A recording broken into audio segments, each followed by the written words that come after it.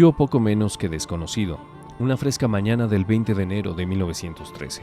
Para sus contemporáneos solo era un artesano más. Muy pocos vislumbraron en José Guadalupe Posada Aguilar al genio del grabado, al gran ilustrador de toda una época, nacido en 1852, en una vieja casa del barrio de San Marcos, en la ciudad de Aguascalientes. Desde allí emprendió el viaje hacia el grabado y lo continuó en la ciudad de León, Guanajuato, para terminar su carrera y sus días en un humilde cuarto de vecindad de la Ciudad de México.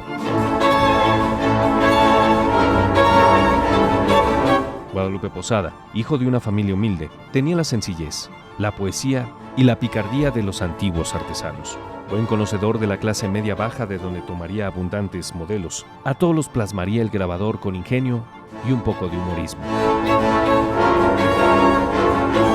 Al cumplir el primer centenario de su paso a la inmortalidad, Posada sigue caminando por las mismas calles, por sus calles, siempre bien acompañado del brazo de misteriosa dama. Guadalupe Posada muere cuando sus grabados empezaban a ser populares y él ya era un olvidado.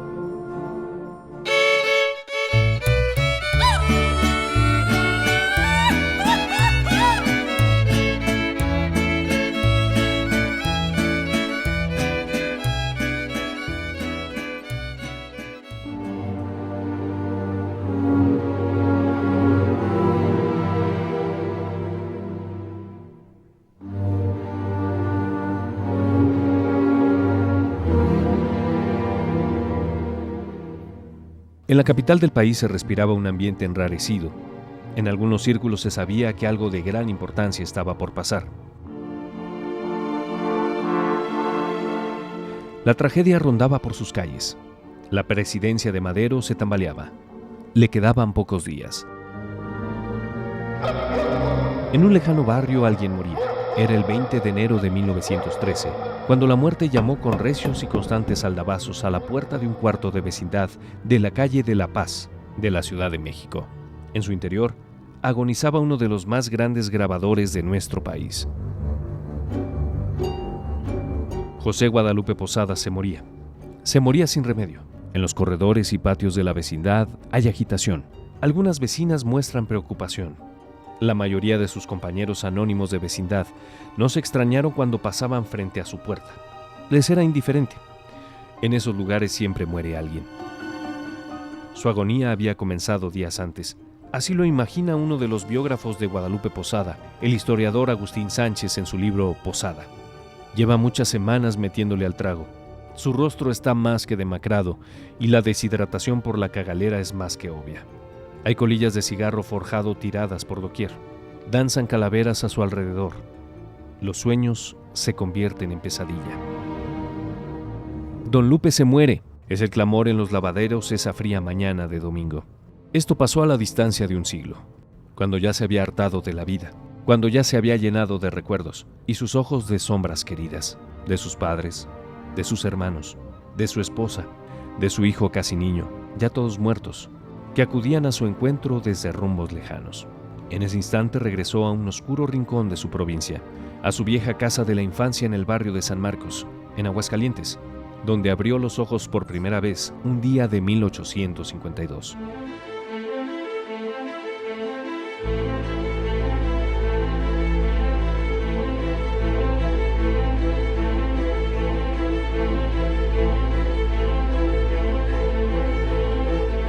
El siglo XIX fue una época de grandes cambios. Revoluciones en todos los sentidos tendrían lugar. Los avances en el terreno científico vienen a evolucionar las ciencias naturales. A mediados de siglo, Charles Darwin se encuentra trabajando en su libro El origen de las especies. Louis Pasteur da a conocer la técnica conocida como pasteurización. Por su parte, las grandes potencias del mundo continuaban con sus ambiciones de expansión. En términos coloquiales diremos que a mediados del siglo XIX se estaba repartiendo el pastel nuevamente. Italia y Alemania estaban queriendo una repartición nueva del mundo, Inglaterra quería conservar sus posiciones, Francia lo mismo, pero aunado a esto se estaban dando también movimientos ideológico-políticos muy importantes. Esa repartición nueva pues va a afectar primero a América, con el surgimiento de la potencia que es Norteamérica, y segundo a Latinoamérica. A raíz del movimiento de independencia, Nuestro país sufrió una prolongada inestabilidad política, haciéndolo presa fácil para la agresión extranjera. Sus riquezas naturales fueron de gran atractivo para las grandes potencias. Francia aprovechó el conflicto con un ciudadano francés para invadir nuestro país en lo que se conoce como la Guerra de los Pasteles. Las chicas de París, les voy a describir, son chicas recatadas, las chicas de París. Si algún muchacho intenta alguna perseguir, nomás le guiña un ojo, la chica de París. Cuando Francia, al ver la vulnerabilidad de México como nación, invade México e intenta tener algún beneficio. Francia no lo hacía territorialmente porque estaba a 9,000 kilómetros de distancia, pero lo que sí buscaba era una explotación económica, y la prueba es una deuda a 30 años a partir de 1838, en donde los intereses eran extraordinariamente grandes, en contra, por supuesto, del débil gobierno mexicano y en favor de la potencia francesa. Y también hay que decir que la nueva potencia, que era Norteamérica, él sí tenía a la mano, o sí tenía solo unos pasos, cómo apoderarse del territorio mexicano. Y en ese sentido yo creo que el antecedente inmediato del nacimiento de Posada en 1852, por supuesto, es la guerra con los Estados Unidos en 1847. En el norte del continente, surgen brotes de independencia y expansión. Familias norteamericanas se fueron instalando poco a poco en Texas, que era parte de la Nueva España, hasta lograr su independencia de México. En 1846, Estados Unidos invade nuestro país con el fin de ampliar su territorio, librando verdaderas batallas como la de Churubusco, Molino del Rey y la de Chapultepec en 1847, con tan funestos resultados como la pérdida de la mitad del territorio nacional. Es la página más negra que ha vivido México. ¿Por qué? Porque ahí se ve obligado a firmar el Tratado de Guadalupe Hidalgo en 1848, en donde se le cede a los Estados Unidos pues, los territorios de la Alta California, de Nuevo México y parte de Arizona, y por supuesto la independencia de Texas anterior que se había dado. Las ambiciones de expansión no terminaron con el Tratado de Guadalupe Hidalgo. Nuevamente en el norte del país surge otro tipo de invasión, donde los aventureros norteamericanos también querían tener su parte del territorio mexicano. Recordemos que filibusteros norteamericanos invadieron la Baja California, invadieron Sonora, invadieron Chihuahua, invadieron Coahuila, es decir, se pretendía, si se me permite el término, comerse más a México, los Estados Unidos. La situación era cada vez peor. La zozobra entre la población continuaba.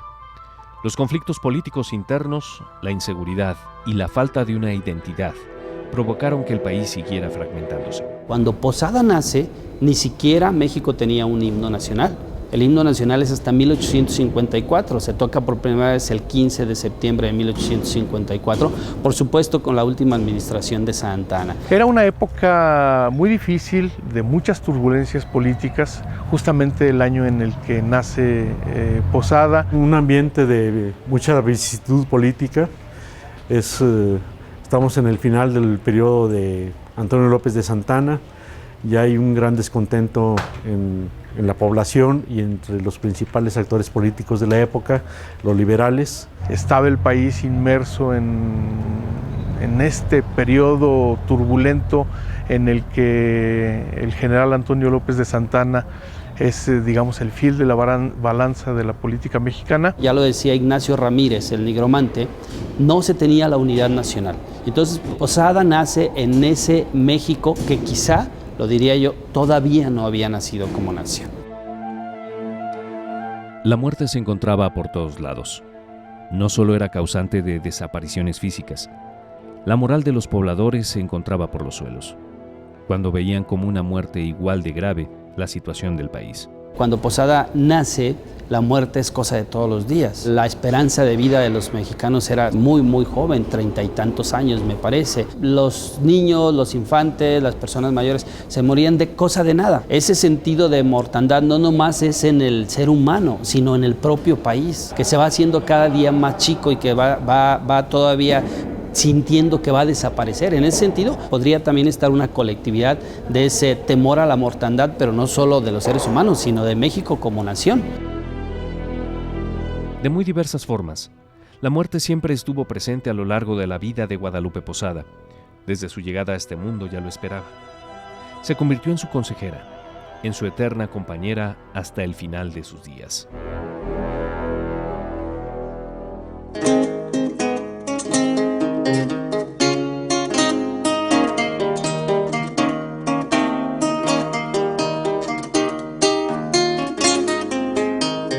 pequeño poblado de Aguascalientes, la vida cotidiana continuaba. En sus calles se seguía escuchando el trajinar de obrajes y pequeños talleres. Por ese tiempo, un grupo de personas amantes de la cultura y de las ciencias, encabezados por don José María Chávez, acordaron realizar una exposición anual dentro de los festejos en honor al evangelista San Marcos, dándole un nuevo aspecto al viejo pueblo de indios. Ya para 1852, que Posada está naciendo en el barrio de San Marcos, la feria, como feria, tenía 4 años, es decir, de 1848 a 1852. Más o menos en este tiempo ocurre el cambio de la feria de Aguascalientes, de su zona del Parián a este lugar. Cambia de fecha también, de noviembre a abril, y empieza su recorrido la Feria de San Marcos en 1851.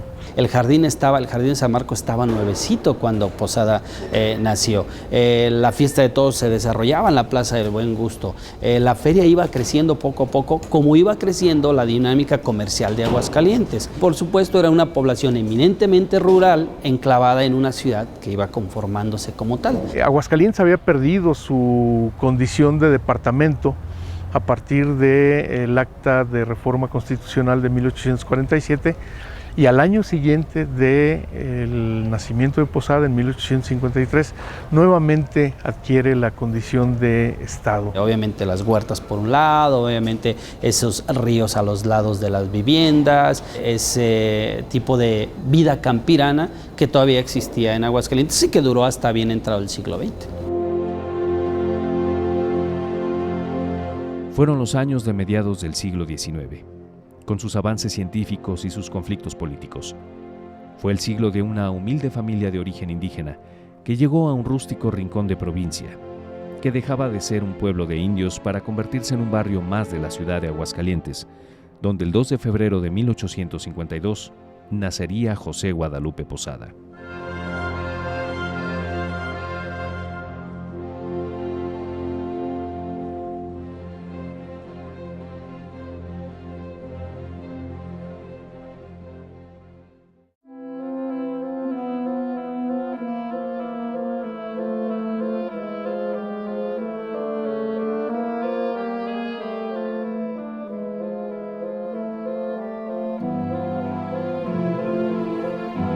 En el barrio de San Marcos, a pocos metros de su templo, se encuentra la que fue la vivienda de la familia Posada.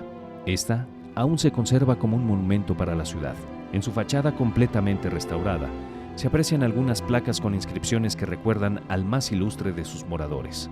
Como la mayoría de las casas de ese tiempo, es muy modesta. En su interior siguen en pie el zaguán y la pequeña sala, tal como eran en el tiempo de José Guadalupe Posada.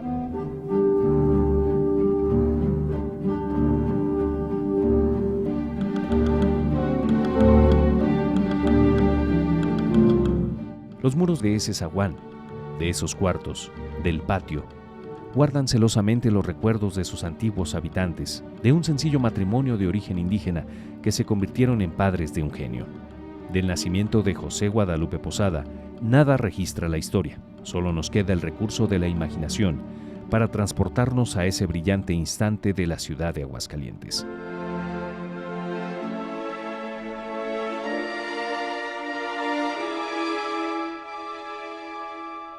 En el interior de la vivienda se nota cierta agitación. Señoras que entran y salen de uno de los pocos cuartos de adobe. Sobre un petate reposa una señora completamente cubierta por limpias sábanas de gruesa manta. Es doña Petra Aguilar, que está por dar a luz. Como en sus anteriores partos, la atiende la misma comadrona, que don Germán, el panadero del barrio, mandó traer urgentemente de Aguascalientes. Afuera, unos ruidosos niños juguetean en el patio con piso de tierra. Muy cerca, unos señores rodean a don Germán Posada, el futuro padre, que a pesar de su experiencia en estos menesteres, se muestra nervioso. Ninguno de los presentes se imaginaba que allá adentro, esa noche, en ese cuarto de adobe de la calle de Sayula, el 2 de febrero, cuando se celebraba el Día de la Candelaria de 1852, estaba por nacer un futuro genio del grabado, que años después se convertiría en gloria de su ciudad natal y de su país. Al escuchar el llanto, los niños suspendieron sus juegos. Todas las miradas se dirigieron al cuarto de doña Petra. Ya la comadrona cargaba al niño en sus brazos, que don Germán se apresuró a tomar en los suyos. Lanzó una mirada de agradecimiento a doña Petra, su esposa. Para don Germán no había duda. El primer nombre del niño sería José, como el de sus primeros hijos. Doña Petra ya tenía el segundo nombre, Guadalupe. José Guadalupe, dijeron algunos de sus hermanos. Don Germán sonrió, mientras su mirada se perdía en la de su hijo recién nacido. En ella vio a su natal Asientos y pensó con orgullo en sus antepasados, que al igual que él dieron su vida en el fondo de las minas de aquel lejano lugar.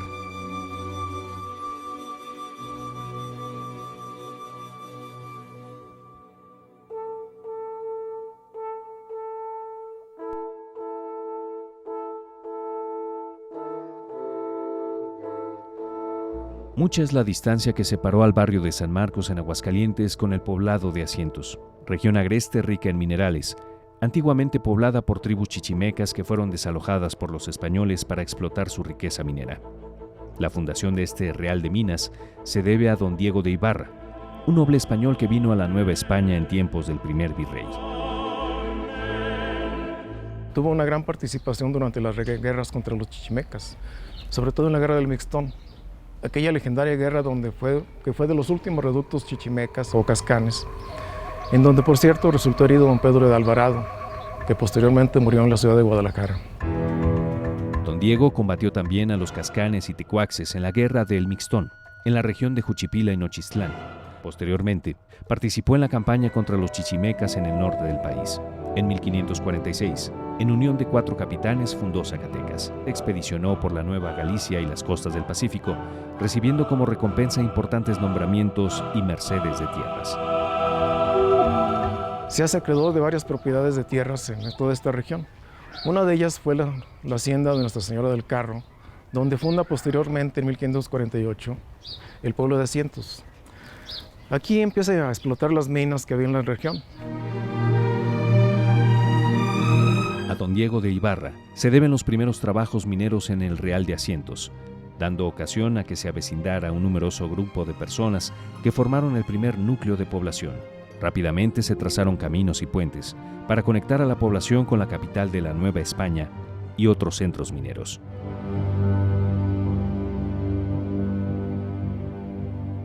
Durante el virreinato, las bonanzas de los reales de minas movían vertiginosamente a la población de una mina a otra, de una región a otra. E incluso había contratadores profesionales que se llamaban sonsacadores para contratar y comprometer familias completas migrando de un real de minas a otro. Asientos no fue ajeno a este fenómeno sociológico y económico que atraía la minería. Al pueblo de Asientos, desde su fundación en el siglo XVI, llegan una serie de familias prominentes, algunas con espíritu aventurero, otras con espíritu de empresa. Podemos mencionar, por ejemplo, a los Ibarra, los Larrañaga, los Mejía, los Gándara.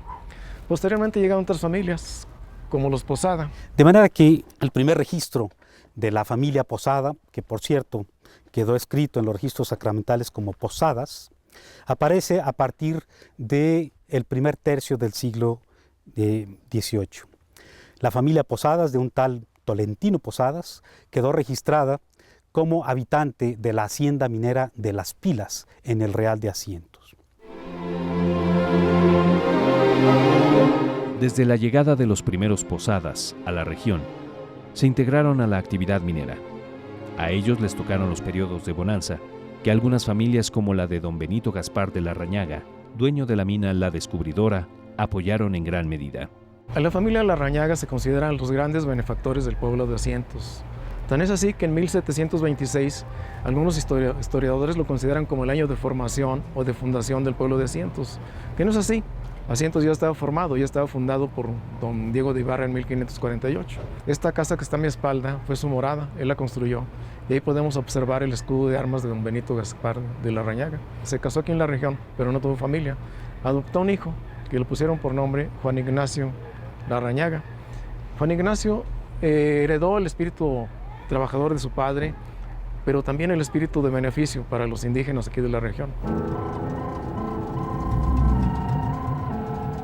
Pese a la buena voluntad de algunas familias acaudaladas, la situación de la clase indígena siempre fue difícil y la que llevó la peor parte, causando una gran decadencia en su población.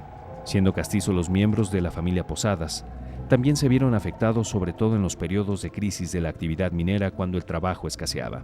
Los pobladores se quedaban en la miseria y el total desamparo. Bajo estas circunstancias adversas y por razones desconocidas, fue que algún momento de la segunda mitad del siglo XVIII que los Posadas suprimieron la última S del apellido, como muchas familias solían hacerlo.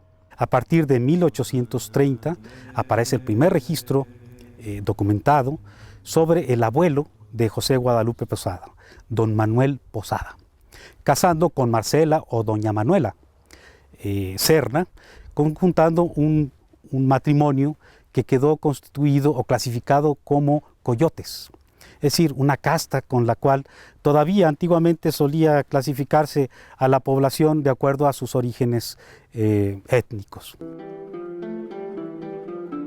La casta coyote es una mezcla de indígena negra y española que los miembros de la familia Posadas conservaron por varias generaciones desde su llegada al Real de Minas de Nuestra Señora de Belén de los Asientos, ya con el apellido Posada, y con toda seguridad, a causa de uno de los periodos de crisis en la región minera, ocasionó su dispersión a otras regiones de Asientos, como lo harían muchos otros pobladores, en busca de nuevas oportunidades de trabajo.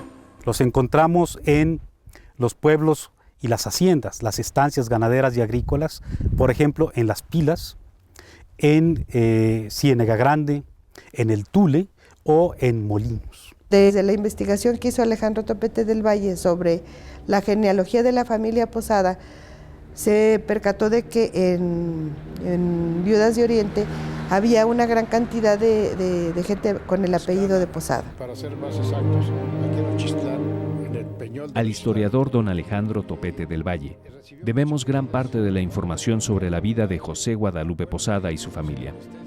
Investigador incansable que además fue por varias décadas cronista de la ciudad de Aguascalientes. Sus investigaciones despertaron el interés de artistas como el grabador Francisco Díaz de León y otros intelectuales. En su libro José Guadalupe Posada, prócer de la gráfica popular, realiza uno de los primeros acercamientos exhaustivos del personaje de Posada. Este trabajo pues le ha de haber llevado fácilmente, yo creo que unos 30 años. Desde que él empieza su carrera como historiador, como maestro de historia, se da cuenta de que los archivos son una fuente inagotable de información. Y sin embargo, el primer libro que se publica, tengo entendido que fue por ahí como de 1960. Mi papá utilizaba las fuentes primarias, que eran los archivos, desde luego, los archivos parroquiales y los archivos civiles. Y también era muy dado a entrevistar a las personas. En muchos de sus trabajos de mi papá, yo me encuentro con que entrevista a fulano de tal para que le den la versión, o sea, la tradición oral. El señor Alejandro Topete, en una ocasión, llegó aquí a la casa de ustedes, me comentó que venía de Bimbaletes de investigar si había familiares en Bimbaletes del grabador. Luego me dice que creo que sí somos de la misma rama, porque hay bastantes personas en Bimbaletes también con nombre de apellido Posada. La referencia que a este respecto tengo es la que en una ocasión me hiciera de manera personal don Alejandro Topete del Valle, uno de los más importantes investigadores de la vida de Posada, y fue quien él me comentó que mi familia tenía ascendencia o tenía parentesco con la familia de Guadalupe Posada. Me comentó que él estaba escribiendo un libro sobre Guadalupe Posada y que no dejara de ir a su casa porque nosotros que íbamos a aparecer ahí. Mi papá fue el biógrafo de Posada. El papá de Guadalupe Posada es originario del municipio de Asientos, entre la hacienda del Tule y la hacienda de Ciénega Grande, en un asentamiento parcelario que puede conocerse como Viudas de Oriente o bien El Polvo. De ahí viene mi familia, y mi familia es de la hacienda de Ciénega Grande. Por eso orgullosamente afirmamos que el papá de José Guadalupe Posada nació en Asientos, donde hay puro terreno macizo, así se dice. Y a veces me he detenido en seguir para evitar la tentación pretenciosa de ostentarme como pariente de José Guadalupe Posada. Así que podríamos decir que no soy más familiar ni más amigo que como lo eres tú. Gracias a don Germán Posada, el ilustre grabador nació en Aguascalientes.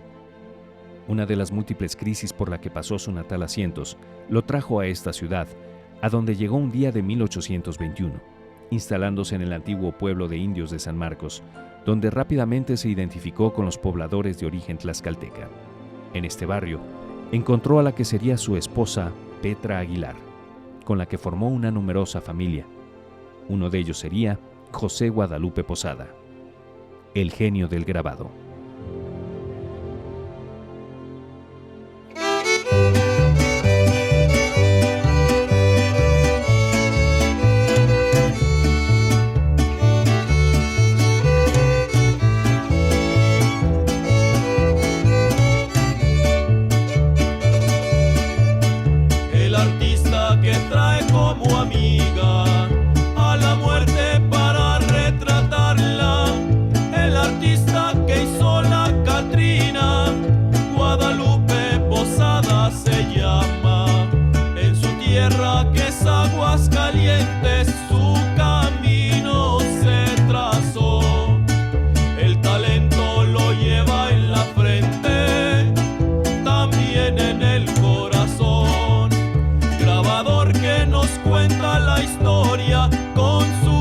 Esta fue una producción de Aguascalientes TV.